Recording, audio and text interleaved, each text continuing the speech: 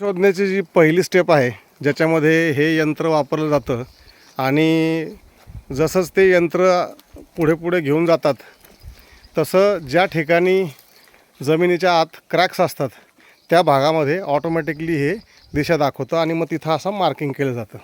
आता आपण असं बघूयात की यांनी ऑलरेडी मार्किंग केलं आहे आणि जिथं जिथं हे इथं एक स्रोत आला. पाण्याचा तर आता फक्त सांगाल का जरा ह्या मशीनविषयी आणि हे काय एक्झॅक्टली आपण करतोय? मशीन जे आहे हे तुमच्या प्लॉटमध्ये नॉर्थकडून साऊथकडे जाणारे जेवढे फ्रॅक्चर्स असतात ते डिटेक्शन करतं. ईस्टकडून वेस्टकडे जाणारे जेवढे फ्रॅक्चर्स आहेत ते डिटेक्शन करतं. आणि आमच्या अनुभवाप्रमाणे जे फ्रॅक्चर सगळ्यात उत्तम आहेत, सगळ्यात बेस्ट फ्रॅक्चर्स आहेत, तेच फक्त आम्ही फ्रॅक्चर घेतो.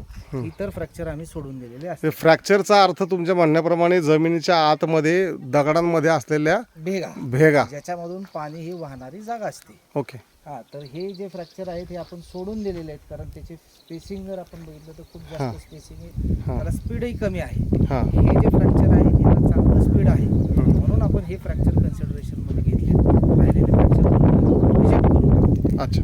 तर आपण बघितलं तर हे मशीन इथं आले की आता आपण पाहिलं की टर्न झाले.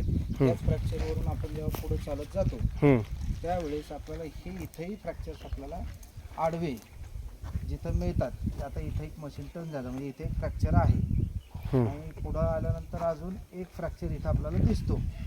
तर याचाच जंक्शन पॉईंट आपण इथं काढलेला आहे. जे वरतून दोन आलेले फ्रॅक्चर्स आहेत आणि आडवे दोन आलेले फ्रॅक्चर आहेत, तिथं आपला ॲक्च्युली पॉईंट आलेला आहे. इथं आपला ॲक्च्युली पॉईंट आला. ओके. तर हे याचं मेकॅनिझम आहे. ओके.